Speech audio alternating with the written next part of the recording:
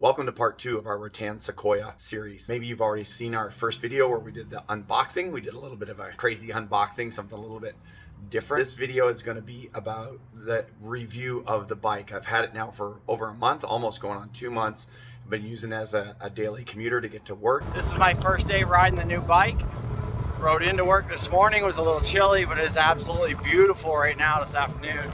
And I want to give you some thoughts on everything that I've learned about the bike while I've had it. I will go over some more of the first impressions from the unboxing. We'll talk about some of the features and accessories. We'll get into the ride quality and performance of the bike. We're going to do some real world testing, and we'll talk about the pros and cons of the Rattan Sequoia. We'll talk about who the real target user is for this bike in particular, and some of the other bikes that Rattan has to offer. And then I'll give you a conclusion and my final thoughts on the bike overall. Let's jump into it. All right, folks, before I get too far into this video, I want to take a moment to thank a couple of people who, without them, I would not have been able to make this video. And that is my good buddy, Patricio, and his father, Raphael. Without these two gentlemen, I would not have been able to do this. Getting the bike up to Alaska was very difficult.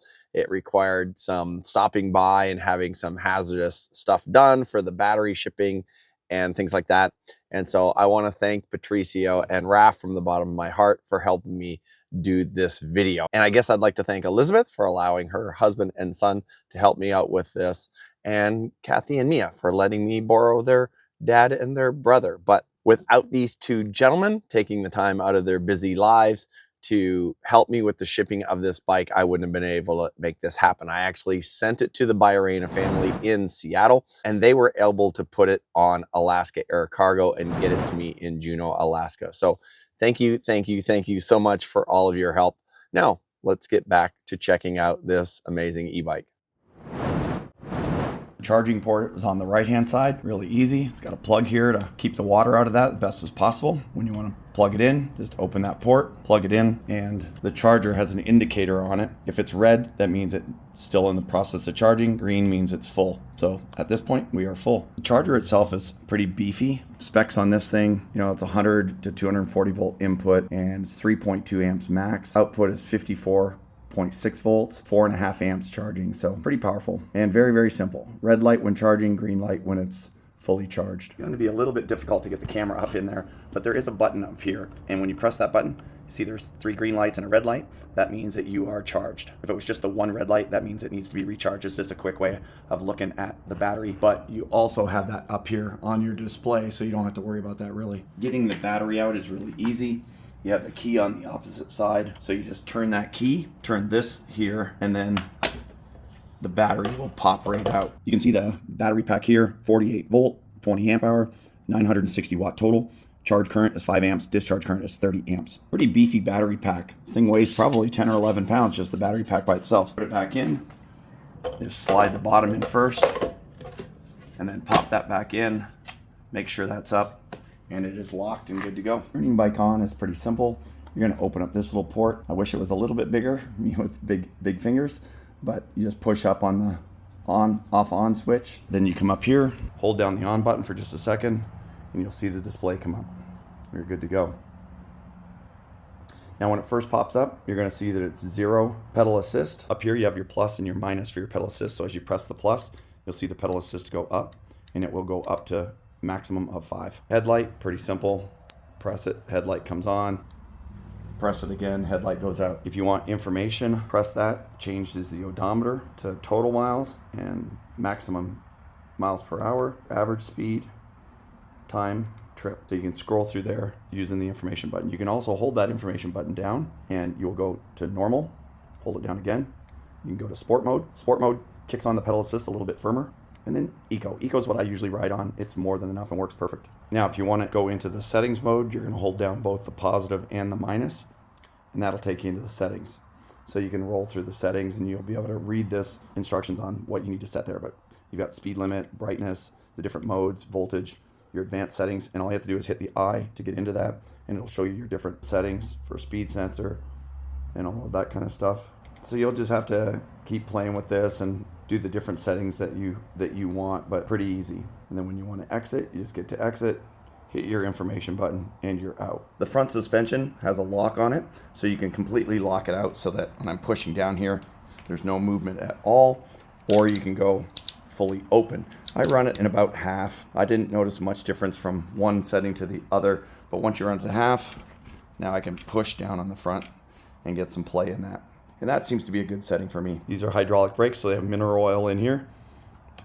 That is your front brake.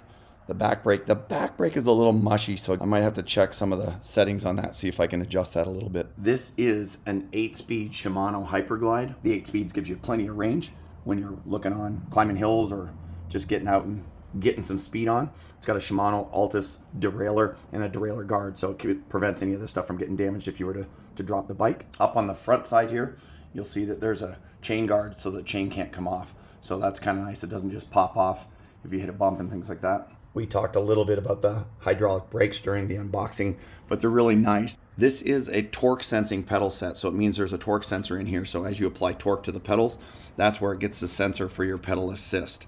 So that's pretty cool, and it works really well. It seems to be very, very smooth. So I'm definitely happy with the way the pedal assist works on this bike. Now, this particular bike is supposed to have a second battery, so that affects the range.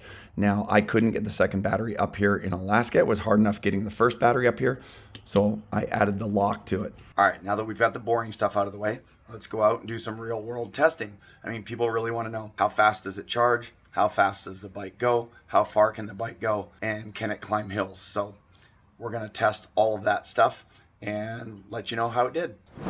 One of the first things that we're going to test is range. Now, they claim that it'll do, I think, 60 to 80 miles on pedal assist mode. So this is going to vary. It's going to depend on temperature. It's going to depend on the hills that you're riding and weight of the rider, all of that kind of stuff. But we're going to go out and go for a ride and see how much we can get out of it. Now, bear in mind, this has only got the single battery, and the dual battery version, which is what it comes with, it's got a lot more range. So we'll talk about that as we get out there, but we're going to get geared up, get warm. It's a little bit chilly here. One of the things that I knew everybody was going to freak out about was this. So I went out and got a helmet. Safety first, right?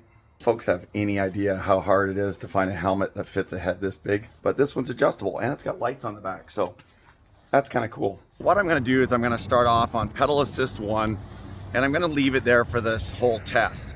Again, a lot of this stuff is going to depend on how you're riding. If you're super aggressive all the time, you're going to get a lot less mileage out of it than if you're just riding in normal mode. So I'm going to ride in passenger assist number 1.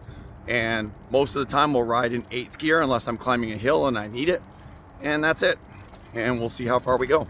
As you can see by the wattage there, and it's going to be a little bit hard to see if I can get an angle that you can see it. It's going to be tough right there. So I'm trying to stay just under 300 watts. I think that's just a decent pedaling. The harder you pedal, the more the torque sensor picks up on that, and it uses more wattage, which will deplete your battery more. So I'm just riding at a normal pace, pretty easy pace, I should say, at 21 miles an hour.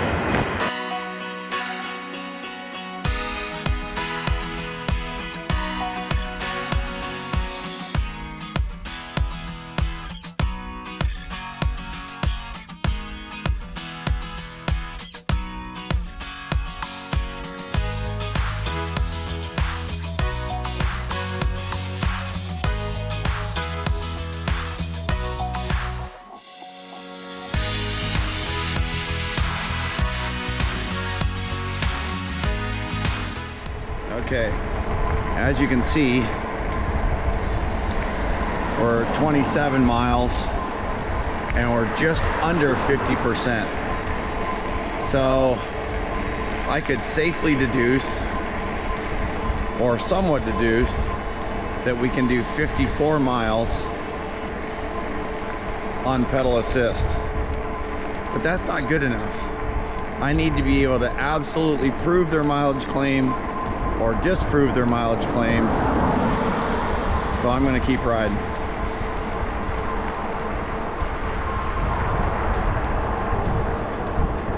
Riding into the sunset.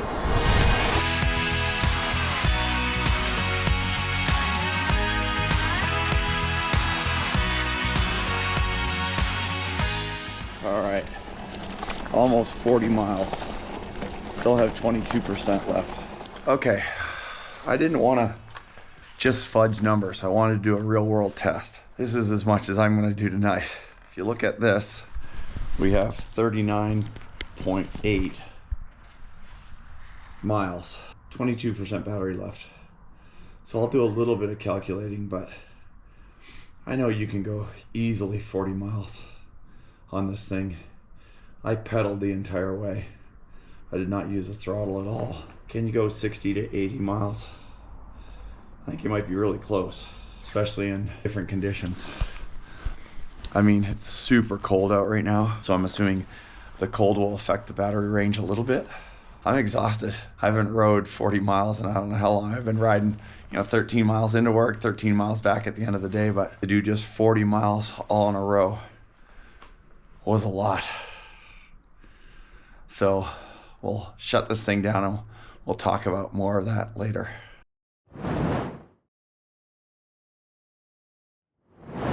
One thing I will say is when you're riding around Juneau, there are some pretty major hills like this one here.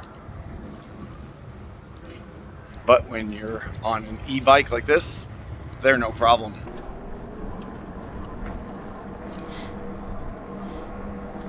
Now this first part isn't that steep, but you can still see that on pedal assist 1, third gear, you can climb the hill pretty easily. Now let's see how it does on this next section as it gets a little bit steeper. Actually, it's getting a lot steeper. On a normal bike, I'd probably really be struggling by now, but again, with the e-bike, this hill is no problem. Right now I'm still riding up this extremely steep hill. One hand. I now have it on pedal assist 3 for a little bit more assist, but makes the hill with no problem. So even if you live in a city with a lot of hills, with an e-bike like this, it's no problem to get around. Okay folks, it's time for my final thoughts on the Rattan Sequoia. I have been using this bike now for a little over 2 months, and I've got to say that it has been so much fun. But first we're going to go over a few things, a few of my thoughts at least, on the pros and cons of this particular bike. One of the biggest pros for me, of course, are the big fat tires. Like, I just love these things. It makes it a little bit more of a cushiony ride.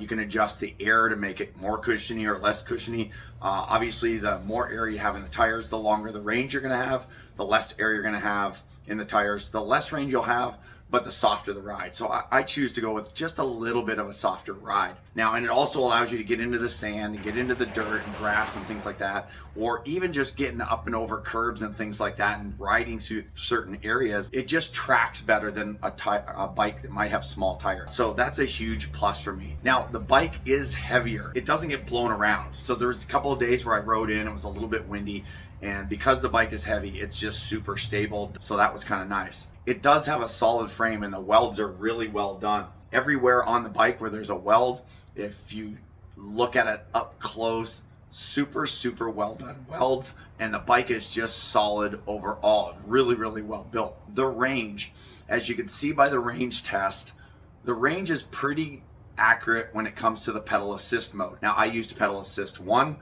It's a little bit chillier here, so that might affect the range, but I didn't go hardcore the whole time, but I did ride over 40 miles all at one time and got quite burned out. But I will say that I had 32% battery left once the battery regenerated. Once I stopped, let it sit for a sec, 32%. So I could have rode easily another 20 miles.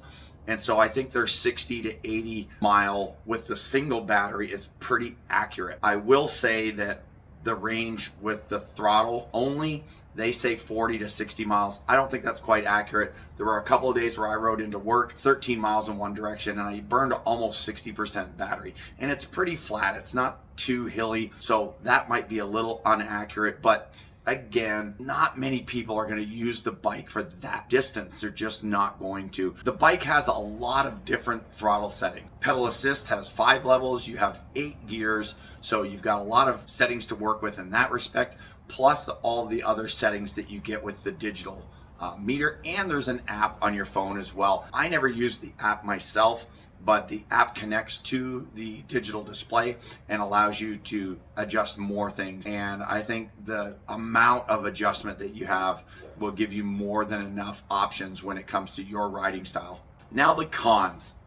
One of the things that bugged me the first week was the kickstand. The kickstand is large and beefy, which is really pretty good because you need it for this bike because the bike is heavy. But one of the things that happened to me is I kept catching my heel on my left heel on that kickstand as I was pedaling. Now I learned to turn my heels out just a tiny bit and it stopped being a problem, but at first it was something that really bugged me. Now I was just talking to another friend of mine who's an e-biker, and he said he puts his foot more in the middle of the pedal rather than the toes on the pedal like I do. If you put your foot in the middle of the pedal like this other gentleman does, then that would not be a problem. For me, that was a con, but not really a big one. Now again, the bike's heavy, right? At 77 pounds, including the battery. Loading this bike in and out of vehicles or up onto a bike stand, especially if you have a bike stand that's maybe a little bit higher on a vehicle, might be a little bit more difficult because of the heavier bike. If you have the dual battery setup, which I highly recommend that you get if you get the bike, it's going to be even heavier because I think the battery itself weighs about 11 pounds. Now I will say that this bike is really not meant to be thrown on the back of the car and taken places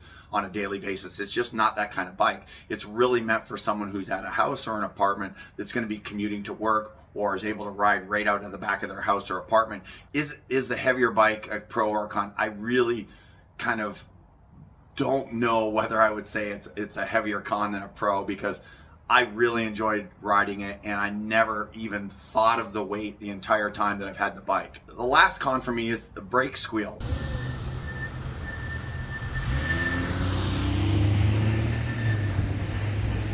But this is something that I could have remedied myself. I read a lot about brake squeal online, and a lot of bikes suffer from that, whether it's e-bikes or regular bikes with hydraulic brakes. So the rotor and pad on these can get into a situation where the pad is a little bit shiny and causes that squeal. So all you have to do is pop the pad out, sand the pad down, and you can get rid of that squeal. I didn't really have enough time as I was up here to be able to do that. The brake squeal drove me crazy on the back brake, which is the one that you tend to use more. The front brake had no squeal whatsoever.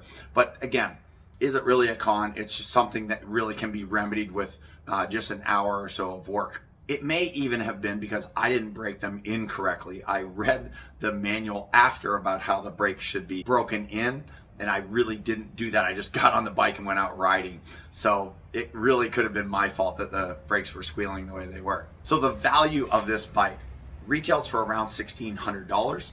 And I will say that for me, it was well worth it. The range that it gets is really good, and it makes it really tough to beat. If you need a commuter bike or something to play on a beach close by your house or a sandy area near your house, it is a super fun bike to ride. I got to ride it up here at Mendenhall Lake on a sandy area and was just buzzing around on it, just testing out how well it rode in the sand, and it was really fun. I had a lot of fun doing that. If you're in a city that is bike friendly, having an electric bike like this is really fun to get around. Juneau is a very bike friendly city, bike paths everywhere, and it makes it just super fun just to go to the store, to get to work, or anywhere you need to go. Lots of fun riding in the area. So hopefully your city has bike trails around that, and a bike like this would just be perfect for you. Now, is this bike for you? I would say if you are a hardcore mountain biker and you're looking for something to blaze up and down mountain bike trails with, this is really not the bike for you. One of the things that I notice is if you corner really hard while you're pedaling, the pedals are a little long and you might wind up tapping a pedal on the ground. So if you were up on a trail and you're buzzing through the trees, you might wind up tapping a pedal on the ground. This is not meant for that type of riding. It just isn't. If you're looking to do mountain bike type riding, you're probably looking for a lighter bike, probably not looking for tires quite this big, and you're looking for something that's a little bit more suitable to riding those mountain trails.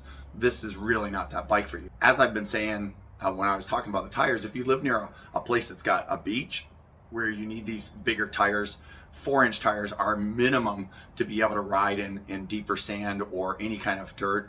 It's even perfect for around here. We have a lot of gravel and things like that, and it's just perfect for that. The big fat tires are great for those types of areas. Now, if you're looking for a folding bike, this bike does not fold. If you are looking for a folding bike, Rattan has many folding bikes, and I highly recommend you check them out. I think they have like an LF750 Pro that is specifically for RVs because it has a 20-inch tire instead of the larger tires like this, and it folds up nice and small so you can fit it on your RV. And that bike retails for I think $800 or $900. I'll put that up here and maybe show you a picture of that.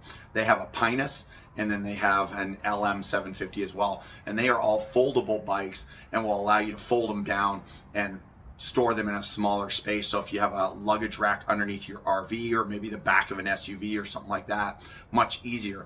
I didn't want a foldable bike. I wanted something that was a little bit more solid because I knew I was going to be a little bit more abusive. Definitely check out their folding bikes on their website, because if that's what you're looking for, they have a bike that has most of the specifications that this does, except for it folds. I have had a lot of fun on this bike. I've been commuting to work 13 miles in each direction, 26 miles total each day without a problem. Pedaling the entire day most days, and then some days I just get lazy and I want to throttle home, and I have more than enough range to be able to do that. So it has been super fun in that respect. It's also pretty convenient if I just need to pop down to the store for something.